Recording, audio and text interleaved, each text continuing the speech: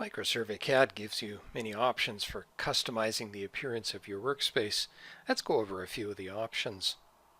When you first install the program, you'll find that the Workspace button here allows you to switch between two predefined workspaces, the default, which uses ribbons, and the legacy, which uses menus that were familiar in older versions of Microsurvey CAD. I'll leave this one using the default workspace. Another option comes up when I right-click with my mouse on the ribbon area, and what you'll see is a list of checkboxes with all of the toolbars that have been added to the workspace right now. So we can see just entity properties and entity snaps, and they're parked just above model space. I might want to go in and turn on just one of the other toolbars. I'll turn on the MSIPN, which is one of my favorites, and you can see that it's been added here. Another way of adding toolbars is if I mouse down to the very bottom of this dialog and I go to toolbars here, we'll find there's a checkbox that allows me to turn on multiple toolbars all in one step. So some of my other favorite toolbars include MS Layer and View. So I'll turn all of those on. And everything by default is going to be parked at the top of the screen.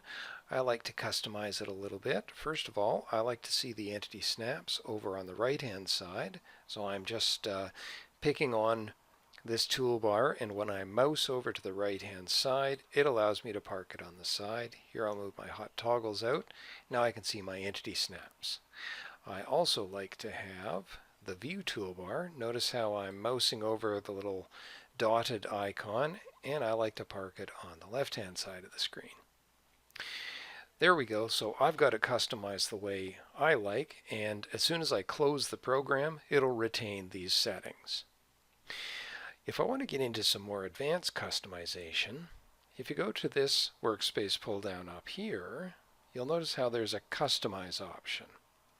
If I go in there, this brings up an interface that allows me to customize how the workspace is laid out.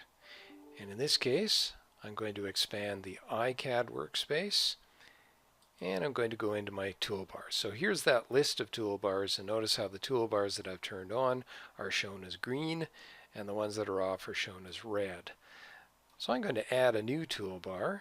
So I've right-clicked on one of the red toolbars. I'll go Insert Toolbar, and I'll make a new one, and I'll give it a name. So that's an empty toolbar right now. So the next step that I want to do is I want to add the commands that I want to be part of my toolbar.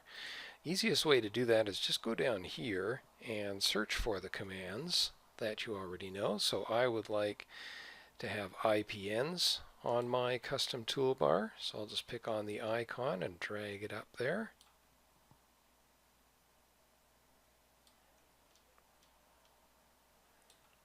So it's been added, and if I pick on the plus, I can see IPN is displayed here.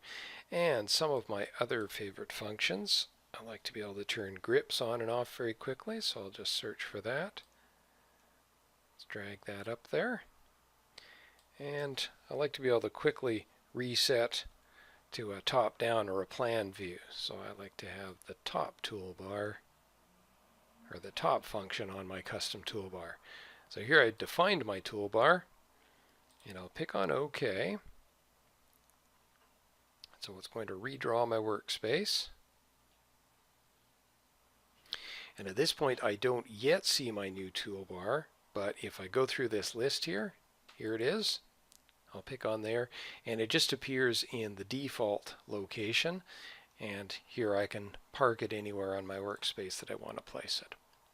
There we go. There's a quick overview on customizing. And if you go to the knowledge base and look at CAD video tips, you can usually find more detailed options of customizing. Thanks so much for your interest.